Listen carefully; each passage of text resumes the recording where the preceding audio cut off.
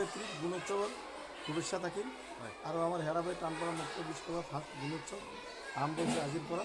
আমাৰ স্বমূল্যায়ন আজি আমি আৰম্ভ কৰিছোঁ। আমাৰ ৰাইজো আছে, মাতৃগোট আছে আৰু আমাৰ সভাপতিও আমাৰ আহিছে, আহি পেলাই আমাৰ স্বমূল্যায়নৰ যি প্ৰস্তুতি খুলি দিছে। আমাৰ ঠিক চলি আছে, আমাৰ কোনো অসুবিধা নাই।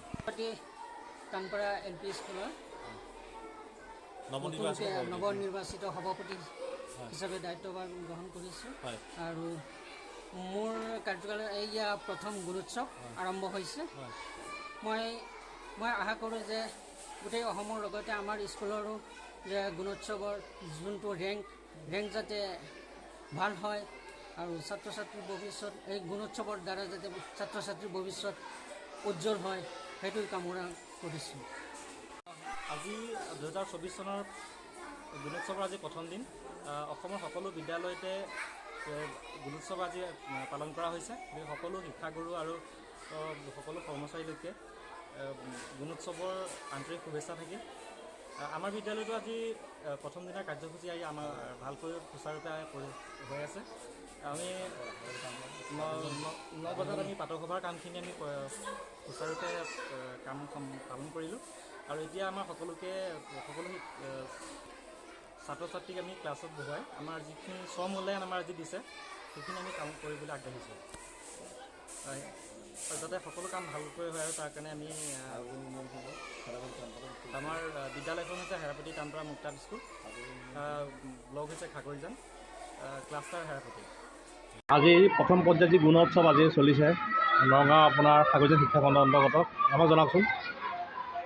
আজি প্ৰথম পৰ্যায়ৰ গুণোৎসৱৰ আমাৰ এইটো পঞ্চম ৰাউণ্ড হয়, কিন্তু আজি আমাৰ বিদ্যালয়সমূহত প্ৰত্যেক বিদ্যালয়ে আজি স্বমূল্যায়ন অনুষ্ঠিত হ'ব। হয়, সেয়ে আজি মই আমাৰ টানপাৰা প্ৰাথমিক বিদ্যালয়তো স্বমূল্যায়ন অনুষ্ঠিত কৰিছোঁ। হয়, প্ৰাৰ্থনা সভাৰে তাৰপিছত আমি স্বমূল্যায়ন আৰম্ভ কৰিছোঁ। হয়, আৰু মই আজি আমাৰ খাগৰিজান শিক্ষাখণ্ডৰ সকলো প্ৰাথমিক বিদ্যালয়, মাধ্যমিক আৰু উচ্চতৰ মাধ্যমিক বিদ্যালয়ৰ সমূহ শিক্ষক শিক্ষয়িত্ৰীলৈ মই অভিনন্দন জ্ঞাপন কৰিছোঁ। হয়, আৰু সকলোৰে যাতে সুচাৰুৰূপে গুণোৎসৱটো চলাই নিব পাৰে, গুণোৎসৱৰ কাৰ্যসূচীখিনি সুন্দৰভাৱে পৰিচালনা কৰিব তাৰ কাৰণে আশা ৰাখি আপোনালোকৰ এক্সটাৰ্নেল কেই তাৰিখে আহিব? আমাৰ এক্সটাৰ্নেল 5 তাৰিখে আহিব আৰু আমাৰ বিদ্যালয়ত 5 তাৰিখে বহি মূল্যায়ন দিৱস উদযাপন কৰা হৈছে, কি ক'ব? হয়, আজি আমি 3 জানুৱাৰী, এই 3 জানুৱাৰীটো গোটেই অসম চৰকাৰে তিৱা বীৰ জোঙাল বৰুৱা দিৱস হিচাপে উদযাপিত কৰিছে আৰু আমিও বৰকলা আঞ্চলিক বৰকলা তিৱা সাংস্কৃতিক গোষ্ঠীৰ ব্যৱস্থাপনাত আমি তিৱা বীৰ জোঙাল বৰুৱা দিৱস উদযাপিত কৰিছিলোঁ। আজি 3 বছৰ আগতে আমাৰ ইয়াতে বৰকলা আদৰ্শ লালনৰ তিৱা নাট্য মন্দিৰৰ কাষতে আমাৰ তিৱা বীৰ জোঙাল বৰুৱা মূৰ্তি স্থাপন কৰা হৈছে। তেতিয়াৰ পৰাই আমি ধাৰাবাহিকভাৱে এই কাৰ্যসূচী ৰূপায়ণ কৰি আহিছোঁ আৰু এইবাৰো আমি সেই তিৱা নাট্য মন্দিৰতে সেই অনুষ্ঠানকেইটাৰ আমাৰ উদ্যোগত আমি তিৱা বীৰ জোঙাল বৰুৱাৰ প্ৰতিমূৰ্তি আৰু ইয়াৰ দ্বাৰা আমি আমাৰ যিটো তিৱা বীৰ, আমাৰ তিৱা ইতিহাস, তিৱা ৰজা জোঙাল বৰুৱাৰ ইতিহাস সম্বন্ধে আমি সমূহ ৰাইজক আপোনালোকৰ তিৱা গাঁও আছে বুলি বহুত মানুহে কিন্তু নাজানে, আপুনি তাৰ কথা কৈছে। হয়, মানে আমাৰ বৰকলা আৰু গাঁও আমাৰ তিৱা বসতি প্ৰধান, আমাৰ বৃহত্তৰ বৰকলা অৱশ্যে আৰু আমি বৃহত্তৰ বৰকলা তিৱা ৰাইজে আমি বৃহত্তৰ বৰকলা অৱশ্যে বৰকলা সমূহ ৰাইজৰ লগত সমূহ জনগোষ্ঠীৰ একেলগে আগবাঢ়ি মানে সমূহ ক্ষেত্ৰত আমি একেলগে আগবাঢ়ি গৈছোঁ। কিন্তু আমি তিৱা জাতি হিচাপে আমাৰ বৰকলাবাসীৰ তিৱা মানুহখিনিৰ লগত আমাৰ সম্পৰ্ক অলপ কমিছিলে, আমাৰ বহুতে নাজানিছিলোঁ। গতিকে আমি আমাৰ সেই তিৱা মূৰ্তি, তিৱা বীৰ জোঙাল বৰুৱাৰ মূৰ্তি স্থাপনৰ জৰিয়তে বা এনেধৰণৰ কাৰ্যসূচীৰ জৰিয়তে তিৱা বীৰ জোঙাল বৰুৱা দিৱসৰ জৰিয়তে বা তিৱা ছাত্ৰ সন্থা তিৱা সাংস্কৃতিক সভাৰ জৰিয়তে যে আমি বৰকলাত বসবাস কৰা তিৱাসকলো যে আমি আমাৰ স্বাভিমান আছে, আমাৰ কৃষ্টি আছে, সংস্কৃতি আছে, এই কথা আমি প্ৰকাশ কৰিবলৈ চেষ্টা কৰিছোঁ। লগতে আপোনালোকৰ বৰকলা তিৱা গাঁওখন চাহিদা প্ৰকৃত বা অন্তৰ্ভুক্ত হোৱা নাই, কি ক'ব এই ক্ষেত্ৰত? সুবিধাখিনি বহুত বঞ্চিত হৈ আছে, কিন্তু সংগ্ৰাম কৰি আছোঁ তিৱা জাতীয় সংগঠনসমূহৰ লগত আমি তিৱা সাহিত্য সভা, তিৱা ছাত্ৰ সন্থা বাইদেউ সংঘকে আদি কৰি বিভিন্ন ধৰণৰ সংগঠনৰ জৰিয়তে আমি আন্দোলন কৰি আছোঁ আৰু সেই আন্দোলনত আমি সহযোগিতা কৰিছোঁ যাতে আমাৰ এই বৰকলা অঞ্চল পিছপৰা তিৱা ৰাইজখিনি যাতে তিৱা স্বাস্থ্য কথা অন্তৰ্গত কৰি আমাৰ অনুষ্ঠান প্ৰতিষ্ঠান যাতে উন্নত হয় আমি তাৰ আশা ৰাখিছোঁ। অনুষ্ঠান হৈছে সেইটো আৰু লগতে বহুতখিনি কৰিবলৈ কাম বহুত আছে আপোনালোকে। হয় গতিকে আমি আশা ৰাখিছোঁ পৰৱৰ্তী সময়ত আমাৰ বৰকলা গাঁওখন তিৱা স্বাস্থ্য পৰিষদৰ নথিভুক্ত হ'ব আৰু তিৱা স্বাস্থ্য পৰিষদে আমাৰ যিবিলাক অভাৱ আছে আমি দূৰ কৰিবলৈ কি ক'ব?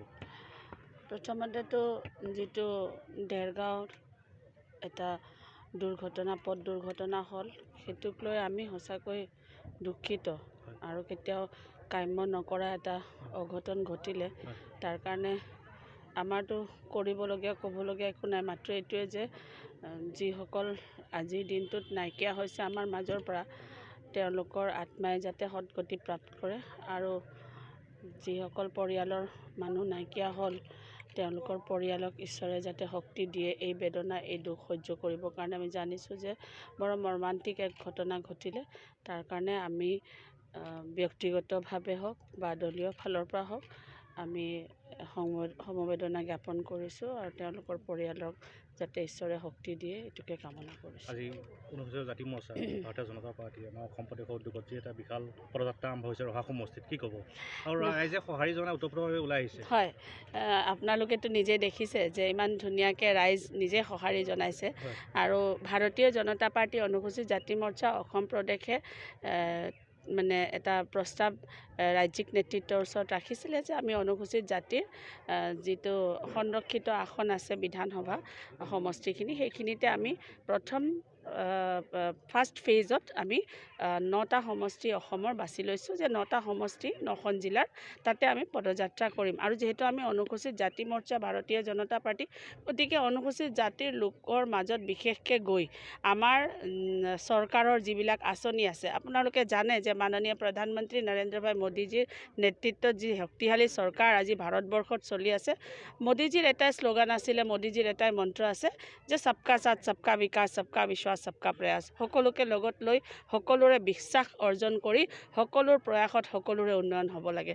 গতিকে আমি সেই ধাৰাটো অব্যাহত ৰাখি আমাৰ অনুসূচিত জাতিৰ যিবিলাক গাঁও আছে, অনুসূচিত জাতিৰ বুলিয়ে নহয় আমি বাটত পথত যাকে লগ পাম সকলোকে যাতে আমাৰ চৰকাৰৰ আঁচনিখিনি আমি যাতে পুৱাই দিব পাৰোঁ তাৰ এটা চেষ্টা। লগতে মাননীয় মুখ্যমন্ত্ৰী ডক্টৰ হিমন্ত বিশ্ব শৰ্মাদেৱৰ নেতৃত্বত অসমত যি এটা শক্তিশালী চৰকাৰ চলি আছে, মাননীয় মুখ্যমন্ত্ৰী আপোনালোকে জানে দিনে নিশাই ৰাইজৰ উন্নয়ন আৰু উন্নতিৰ কাৰণে অসমৰ পৰা মানে বেয়া বস্তুবিলাক anti social activities anti social elements দূৰ কৰিবৰ কাৰণে ড্ৰাগছৰ এগেইনষ্টত তেওঁ মুভমেণ্ট কৰিলে।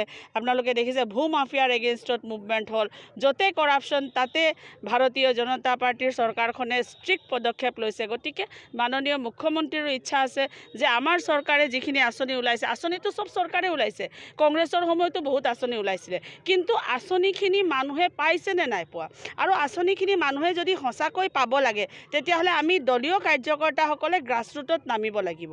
আমি যদি দিছপুৰত বহি মানে আমাৰ চৰকাৰৰ নিচিনাকৈ তাৰ পৰাই যদি কামাণ্ড দি থাকোঁ তেতিয়া জিলা বা মণ্ডলত কেনেকৈ কাম হ'ব। আজি ইয়াত আমাৰ মৃদুল দাস ডাঙৰীয়া আছে, জিলাৰ সন্মানীয় সভাপতি আছে, ইয়াৰে ল'ৰা ডক্টৰ অসীম কুমাৰ দাস ইয়াৰ পৰাই ৰিপ্ৰেজেণ্ট কৰিছে SC মৰ্চা ষ্টেট বডিত, তো তেওঁ ইয়াত আছে, ইয়াৰ ষ্টেট বডিত ছেক্ৰেটাৰী হিচাপে আছে ল'ৰা হয়।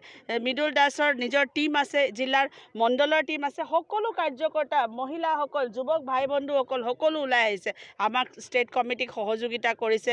গতিকে আমি ভাবিছোঁ যে আমাক যিটো দলে নিৰ্দেশ দিছে, মাননীয় সভাপতি ৰাজ্যিক সভাপতি ভৱেশ কলিতাদেৱে আমাক কৈছে যে আপোনালোকে চৰকাৰে দিয়াখিনি দি আছে, ইয়াত আমাৰ সন্মানীয় বিধায়কসকল আছে, যেনেকৈ আজি আমাৰ নগাঁৱত আমাৰ ৰূপক শৰ্মা ডাঙৰীয়া আছে, আপোনালোকে জানে বিজেপিৰ বিধায়ক হয়, তেওঁতো নিজৰ মানুহৰ আমাৰ মানে সমাজৰ উন্নয়নৰ কাৰণে চব কাম কৰি আছে, তেওঁ আমাৰ বিজেপিৰে বিধায়ক হয়। তাৰ পাছতো আমি গ্ৰাছৰুটত নামিছোঁ এটাই বস্তু এচিয়ৰ্ড কৰিবলৈ যে ভাৰতীয় জনতা পাৰ্টিৰ চৰকাৰখন যেতিয়া আছে আমি কাৰ্যকৰ্তাসকলে মানুহৰ ঘৰে ঘৰে যাব লাগে, আমাৰ চৰকাৰৰ আঁচনিখিনি ৰাইজক পুৱাই দিয়াৰ ব্যৱস্থা কৰিব লাগে। আমি গৈ আছোঁ ৰাইজকো কৈ আছোঁ আকৌ এবাৰ মোদী চৰকাৰ, তো আগন্তুক লোকসভা নিৰ্বাচনতো আমি জানো মাননীয় মুখ্যমন্ত্ৰী ডাঙৰীয়া এনেকুৱা মুখ্যমন্ত্ৰী আৰু এনেকুৱা দক্ষ নেতা, মানে যিটো কয় সেইটো কৰি দেখায়।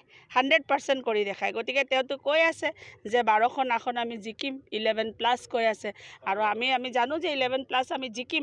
ৰাইজৰ সঁহাৰি, ৰাইজৰ আশীৰ্বাদ, ইয়াত বেলেগ দলৰ বেলেগ কাৰোবাৰ কথা পাতিও লাভ নাই, কেলৈ ৰাইজ স্বতঃস্ফূৰ্তভাৱে আমাৰ লগত আছে। এতিয়া নতুনকৈ আকৌ ৰাম মন্দিৰৰ দুৱাৰ মুকলি হ'বলৈ গৈ আছে 22 তাৰিখে। এইটো আমাৰ কিমান প্ৰত্যাশাৰ পিছত আমি এইটো পাইছোঁ। 370 ধাৰা এবলিছ কৰিলে ভাৰতীয় জনতা পাৰ্টীৰ চৰকাৰখনে 2019 চনত। তেনেকৈ এটাৰ পাছত এটা অভূতপূৰ্ব উন্নয়ন, আৰু যিটো কেতিয়াও ভবা নাছিলোঁ হ'ব পাৰিব নেকি, সেইবিলাক বস্তু আজি ভাৰতবৰ্ষত হৈ আছে। আমি যি চাওঁ, চাইণ্টিফিকেলি যদি চাওঁ, আপুনি চন্দ্ৰয়ান 3 চাওক, কেনেকুৱা ধৰণে আমি পাই গ'লোঁ, কেনেকুৱা ধৰণৰ আমাৰ আজি হেৰি হৈ আছে। গতিকে প্ৰধানমন্ত্ৰী মুখ্যমন্ত্ৰী দুয়োজনৰে ইমান প্ৰচেষ্টা, তাৰপিছত আমি কাৰ্যকৰ্তা কেনেকৈ ৰৈ থাকিম? আমি চব ওলাই আহিব লাগিব। সেইকাৰণে আমি গ্ৰাছৰুটত নামিছোঁ। আমাৰ ৰাইজৰ কাৰণে আমাৰ সকলো কাৰ্যকৰ্তা আমাৰ লগত আছে। সন্মানীয় জিলা সভাপতি, জিলাৰ পেৰেণ্ট বডিৰ কাৰ্যকৰ্তা, সকলো মৰ্চাৰ কাৰ্যকৰ্তা, সকলো উদ্দেশ্য এটাই, মৰ্চা SC হওক, OBC হওক, মাইনৰিটি হওক, যি হওক, বিজেপিৰ উদ্দেশ্য এটাই, ভাৰতীয় জনতা পাৰ্টীৰ জয় নিশ্চিত কৰিব লাগিব, ৰাইজৰ উন্নয়ন নিশ্চিত কৰিব লাগিব, আৰু সেইটোৱে কৰিব। 1 বজাত মাননীয় সভাপতি মহোদয় আহি পাব, আৰু তাতে আমাৰ জইনিং প্ৰগ্ৰামো আছে। তাতে আমি প্ৰবুদ্ধ নাগৰিকসকলক সন্মান জনাম, যিসকল বিশেষ ব্যক্তি আছে সমাজত, বিশেষভাৱে সমাজত তেওঁলোকৰ অৰিহণা আছে, তেনেকুৱা ব্যক্তিসকলক সন্মান জনাম।